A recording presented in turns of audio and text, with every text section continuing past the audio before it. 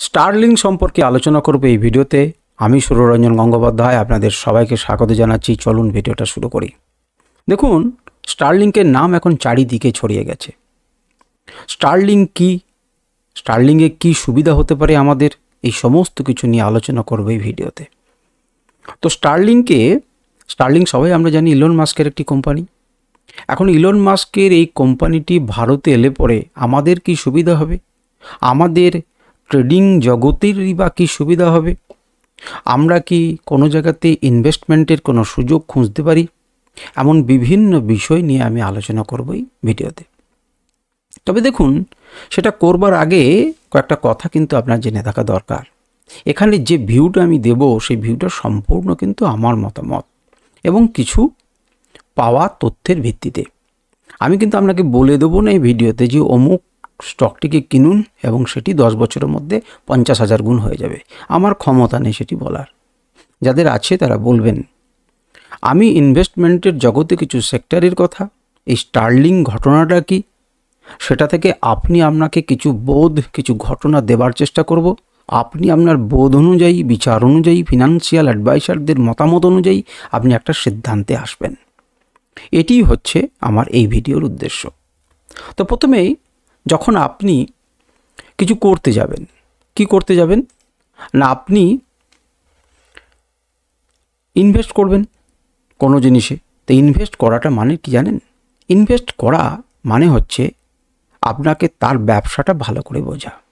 কোনো কোম্পানিতে যখন আপনি লম্বা সময়ের জন্য ইনভেস্ট করবেন, তার মানে হচ্ছে সেই কোম্পানিকে ভালোভাবে অনুধাবন কিন্তু আপনাকে করতে শিখতে হবে।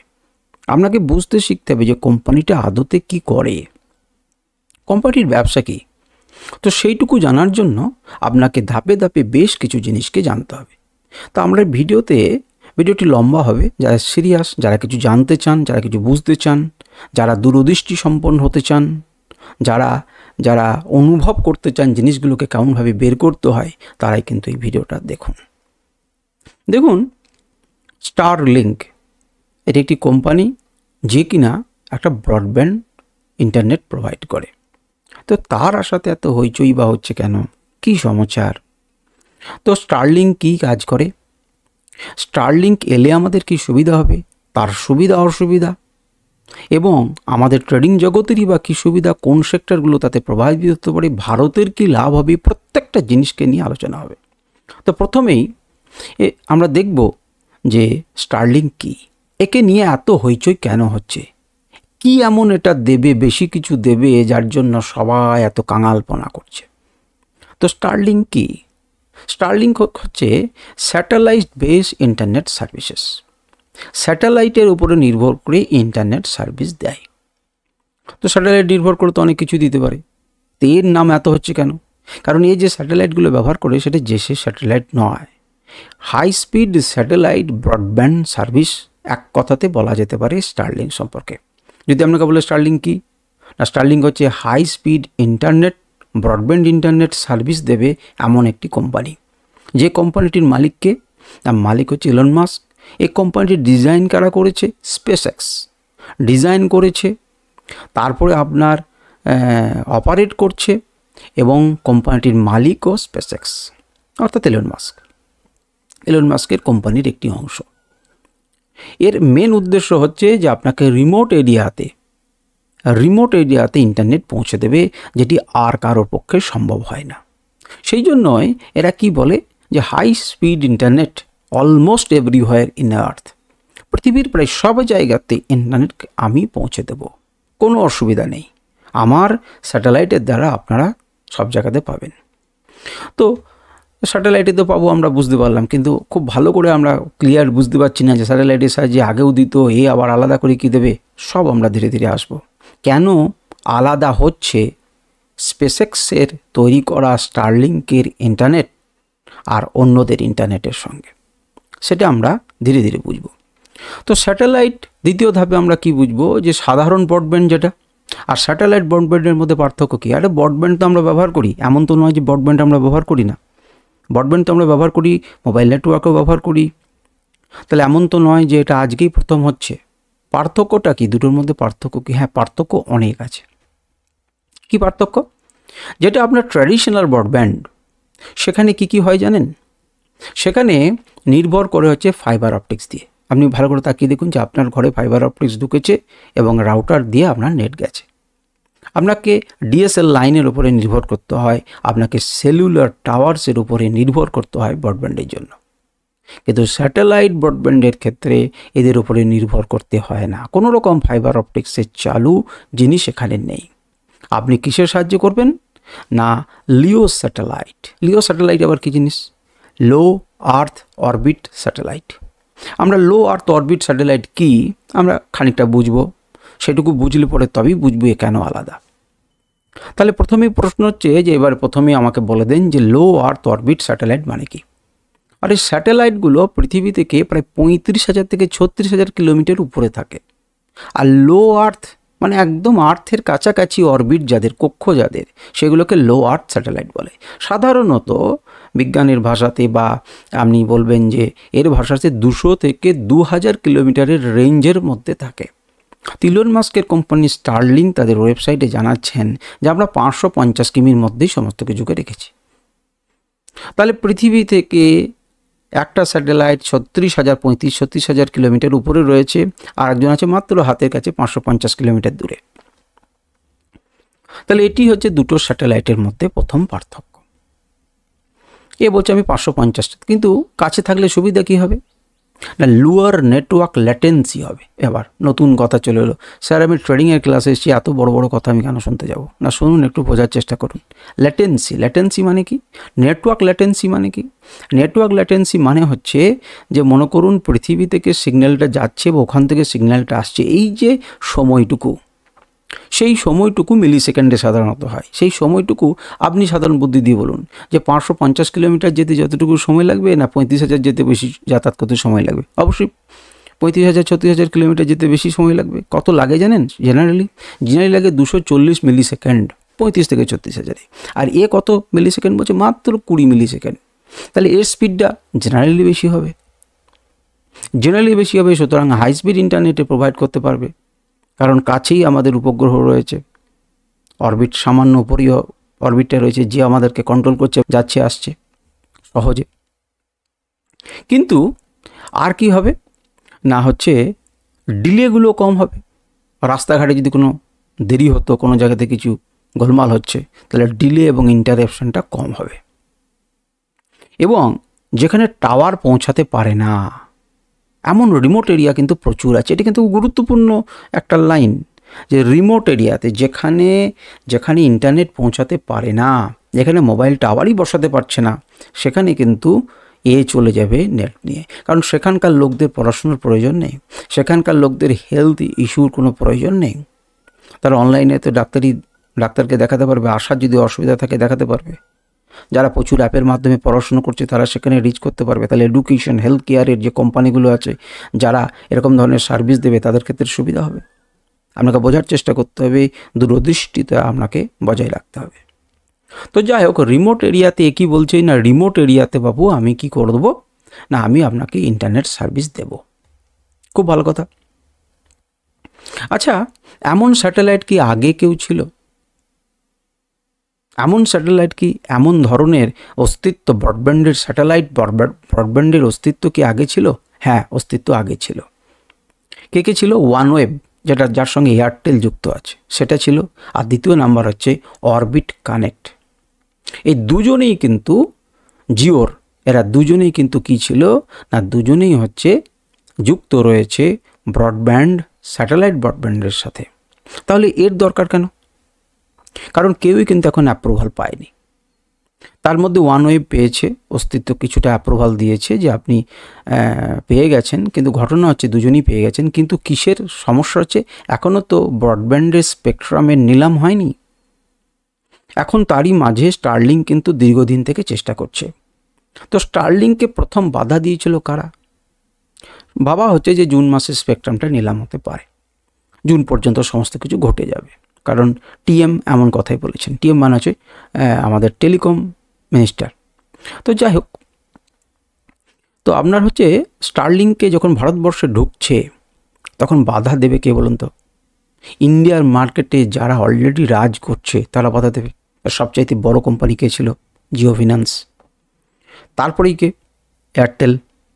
স্বাভাবিকভাবেই এরা ওকে বাধা দিয়েছে যে না, তোমাকে ঢুকতে দেবো না, রাজত্ব আমাদের, রাজা আমরা। তার 3 নম্বরে মনে করুন যে ভোদাফোন রয়েছে, তারপর 4 নম্বরে মনে করুন বিএসএনএল আছে। এই তো কটা নেটওয়ার্ক রয়েছে আমাদের এই মুহূর্তে, বাকি তো কম্পিটিশন সব শেষ। তো এই দুজনাই কিন্তু এক আশ্চর্য জাদু বলে গাঁটছড়া বাঁধতে রাজি হয়ে গেল হঠাৎ করে। কার সাথে? স্টারলিংকের সাথে। এয়ারটেল ঘোষণা করে দিল যে ওর সঙ্গে আমরা গাঁটছড়া বেঁধে আমরা প্রমোট করব স্যাটেলাইট ব্রডব্যান্ডকে ভারতবর্ষে এবং একদম চতুর্দিকে ছড়িয়ে দেব। জিও ঘোষণা করে দিল যে আমরা চারিদিকে ছড়িয়ে দেব, ওর সঙ্গে গাঁটছড়া বাঁধছি। এবং যে টিএম তিনি তাদেরকে স্বাগত করলেন। বাহ বাহ, দারুণ আপনারা বলেছেন যে আপনারা গাঁটছড়া বাঁধবেন এবং তাকে স্বাগত জানাবেন এবং ভারতবর্ষের 100% জায়গাতে ইন্টারনেট ছড়িয়ে দেবেন। এখন খালি অ্যাপ্রুভালটা পেতে বাকি স্টারলিংকের, খুব শীঘ্রই আশা করি পেয়ে যাবেন। তো আমাদের কত তাড়াতাড়ি পাই সেটা দেখার। অ্যাপ্রুভালের সময় গভর্নমেন্ট এ কথাটা বলছে যে আপনার কন্ট্রোল ওই আমেরিকাতে থাকলে হবে না, কন্ট্রোল ভারতের কাছে রাখতে হবে। কারণ দুম করে কোনো এরিয়াতে যদি আপনাকে আমি বন্ধ করতে চাই, তাহলে এখন আমি যে আপনাকে আমেরিকাতে বলবো আপনি বন্ধ করবেন, তার উপরে হবে না। ভারতবর্ষের মাটিতে আপনাকে ব্যবসা করতে গেলে পরে এখানকার ইন্টারনেটের কন্ট্রোল আমার কাছে থাকতে হবে। কোন এরিয়াতে বন্ধ করব, কোন এরিয়াতে চালু করব, কোথায় কী সমস্যা হচ্ছে, যেন আমি আমার মাটিতে বসেই সেসব করতে পারি। আশা করি ইলন মাস্ক যদি এই সমস্ত ঘটনাগুলোকে মিটিয়ে দিতে পারেন, নর্মস যেগুলো আছে সেই নর্মসগুলোকে মিটিয়ে দিলে পরে উনি পাস করে যাবেন এবং আশা করা যায় পাস করে যাবেন। এখন ঘটনা হচ্ছে প্রথমে কিন্তু এই দুটি কোম্পানি এগিয়ে গেছিল, যে দুটি বড় বড় দাদা ছিল, দাদা আছেন, সেটা হচ্ছে জিও এবং এয়ারটেল, ভারতী এয়ারটেল। তারা কিন্তু চুক্তিবদ্ধ হচ্ছে কার সঙ্গে? ইলন মাস্কের সঙ্গে। ভোদাফোন দেখলো যাচ্ছা বিপদ, আমাকে আর বিএসএনএলকে তাহলে ফেলে দেবে। ভোদাফোনও ধীরে ধীরে ধীরে ধীরে কথাবার্তা শুরু করলো। কেন? আপনারা কি জানেন যে সেন্ট্রাল গভর্নমেন্টের 23%, এই ভোদাফোনের 23% ওন করে সেন্ট্রাল গভর্নমেন্ট? জানেন না। 23% কিন্তু দখলে আছে ভোদাফোনের। ভোদাফোনও ধীরে ধীরে কথা শুরু করলো, ও কিছুটা ভাগ পাবে, কারণ ওটাও তো শেষ হয়ে গেলে চলবে না। আচ্ছা, এতক্ষণ থেকে যা বুঝলাম তাতে বুঝলাম স্টারলিং বিরাট সুবিধা, এর মতো সুবিধা আর কেউ নেই। ভারতবর্ষ এলে ভারতবর্ষ উদ্ধার হয়ে যাবে। কিছু অসুবিধা নেই, প্রচুর অসুবিধা আছে। তার মধ্যে একটি হচ্ছে হাই কস্ট, খরচ কিন্তু একটু বেশি হবে। আমি যে রিমোট এরিয়াগুলোতে পাঠাবো তারা খরচটা করতে পারবে তো? খরচ কিন্তু বেশি হবে।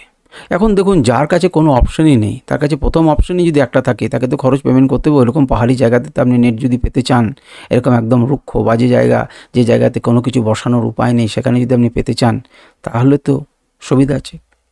আচ্ছা, যারা ক্রিটিক তারা কিন্তু কি বলছে না, ওয়েদার সেন্সিটিভিটি কিন্তু এটা আছে। খুব যদি বৃষ্টি হয়, খুব যদি ঝড়ঝণ্ডা হয়, তাহলে কিন্তু বিপদ আছে। কারণ স্যাটেলাইটগুলো কাছেই আছে, আমাদের ক্ষুব্ধমণ্ডলের কাছেই রয়েছে। সুতরাং এই জায়গাটাতে তো সমস্যা হতে পারে।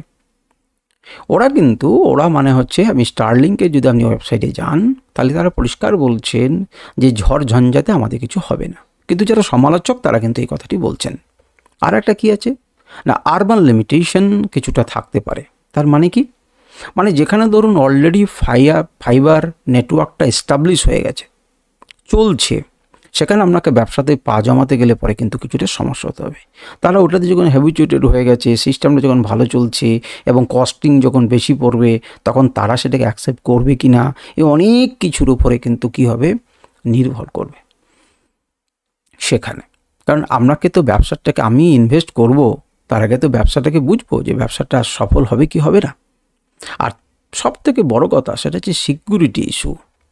বেশ কিছু জায়গাতে এটা বলছে যে এর কিন্তু সিকিউরিটি ইস্যু আছে, অর্থাৎ আমার কাছে এই সমস্ত ডেটাগুলো নিয়ে বিভিন্ন রকম কাজকর্ম তারা নাকি করতে পারেন এবং সিকিউরিটির কেন নেই, হ্যাক হয়ে যেতে পারে, অমুক হয়ে যেতে পারে, তমুক হয়ে যেতে পারে ইত্যাদি কথা কিন্তু চারিদিকে আসছে। এবং টুইটার হ্যাকের ফলে তো আরও বেশি করে কথা উঠছে যে এমন ঘটনা ঘটতেই পারে। আচ্ছা, এবারে তার জন্যই কিন্তু ইন্ডিয়া কি করে রেখেছে না, বলেছে যে কন্ট্রোল আমাদের উপরে দিন। এখন ভারতের বুকে ব্যবসা করতে গেলে পরে আপনাকে একটা বুঝতে হবে, ভারত কিন্তু ওয়ার্ল্ডের মধ্যে সব থেকে কম দামে ডেটা সেল করেন, যেখানে গড় অ্যাভারেজ প্রচুর 2.5 নয় গ্লোবাল অ্যাভারেজ, $2.59, সেখানে সেন্টে, কয়েক সেন্টেই সে কিন্তু ডেটা দিয়ে দেয়। তাহলে এই জায়গাতে কিন্তু আপনি ব্যবসা করতে আসছেন, এখানে যে সবাই প্রচুর কোটি কোটি টাকার মালিক তা কিন্তু নয়। এবারে যদি এই সমস্যাগুলোকে তারা মেনে নিতে পারেন, সবাই মানিয়ে নিতে পারেন, সমস্যাগুলোকে কাটিয়ে উঠতে পারেন, তাহলে আমাদের ইনভেস্টমেন্ট অপরচুনিটি কোথায় কোথায় আছে। দেখুন, তার আগে বুঝতে হবে যে ভারতে আরও কি ব্যবসা, ইন্টারনেটের ব্যবসা আরও রয়েছে? না, মোটামুটি স্যাচুরেশনের জায়গায় চলে এসেছে। একদমই না। আগে 251 মিলিয়ন মাত্র ইন্টারনেট ইউজার ছিল, যেটা বেড়ে হয়েছে 972 মিলিয়ন। এখনও প্রচুর স্কোপ আছে বাড়ার। ব্রডব্যান্ড ইউজার যেখানে 60 মিলিয়ন ছিল, এখন বেড়ে হয়েছে 942 মিলিয়ন। এখনও প্রচুর অপশান আছে ব্রডব্যান্ড বাড়ার, এখনও প্রচুর সুযোগ আছে। আপনাদেরকে নজর রাখতে হবে এই স্পেকট্রাম নিলামের সময় ব্রডব্যান্ড স্পেকট্রাম নিলামে জিতছে কে, তার সঙ্গে যুক্ত হচ্ছেন কারা। 100% কানেক্টিভিটির দিকে ইন্ডিয়া যদি এগোয়, তাহলে ইন্ডিয়ার গ্রোথ নিশ্চিত। দারুণভাবে ইন্ডিয়ার গ্রোথ আসবে বিভিন্ন সেক্টরে, তার মধ্যে education sector, health sector, telecom sector এবং ইকোনমিক অপরচুনিটিস আসবে প্রচুর। আপনাকে খালি চোখ কান খোলা রাখতে হবে। রিমোট প্লেসে যে সমস্ত বিজনেসগুলো অলরেডি আছে, সেগুলো কিন্তু গ্লোবাল রিচ পাবে। আমি এমন একটি জায়গাতে থাকি, সেখানকার শিল্প আমি বিক্রি করতে পারছিলাম না, কারণ হচ্ছে আমার কাছে ইন্টারনেট নেই। এখন কিন্তু আমি সেটা বিক্রি করতে পারি, আমি ডাইরেক্ট সেটাকে সেল করতে পারি ইন্টারনেটে, এবং যদি লোকের কাছে পৌঁছে যেতে পারি এবং লোকের যদি পছন্দ হয়, তাহলে সেই ব্যবসাটি বাড়বে। বলা যায় না, এই ধরনের নতুন ব্যবসা উঠে আসবে। সুতরাং বিভিন্ন জায়গাতে স্কোপ কিন্তু আপনার আসবে। এখন কিন্তু টু আর্লি, কিন্তু এডুকেশন সেক্টর, হেলথ সেক্টর, আপনার ইকোনমিক বিভিন্ন ধরনের সেক্টর, এই সেক্টরগুলোতে, টেলিকম সেক্টর, এইগুলোতে কিন্তু একটা কি আসবে, একটা কিন্তু বুম আসতে চলেছে। এদের কিন্তু ভালো ভালো সুবিধা আসতে চলেছে। আপনি দেখবেন যে এটার ফলে কোন কোন সেক্টরগুলো তখন সুবিধা লাভ করছে, সেই অনুযায়ী ভাবনা চিন্তা করবেন। আমি আগে থেকে, সময়ের আগে থেকে আপনাদেরকে বলে রাখলাম। তো এই সমস্তটা হচ্ছে স্টারলিং নিয়ে আলোচনা, স্টারলিংকের ফিউচার, স্টারলিং কি সমাচার, এলন মাস্ক কোম্পানিটা কিতে শুধু রাখছেন না, জিতবেন, সে কতটা কি করতে পারবেন সময় বলবে। এবং সময় যদি বলে সব ঠিকঠাক আছে, তাহলে আমাদেরকে সুযোগের সদ্ব্যবহার করতে হবে। আবার যদি সুযোগ থাকে, যদি দেখি কোনো কিছু আসছে, তাহলে আমি সময় হলে আপনাদের সাথে আবার আলোচনা করব। আপনারা সেই সময় সেই মতো ব্যবস্থা নেবেন। আজকের আলোচনা এই পর্যন্তই। আশা করি আপনাদের ভালো লেগেছে। আপনারা জানান আমাকে যে আপনাদের কেমন লাগলো। কোনো বিশেষ প্রশ্ন থাকলে করতে পারেন। আজ এই পর্যন্তই। নমস্কার, ধন্যবাদ।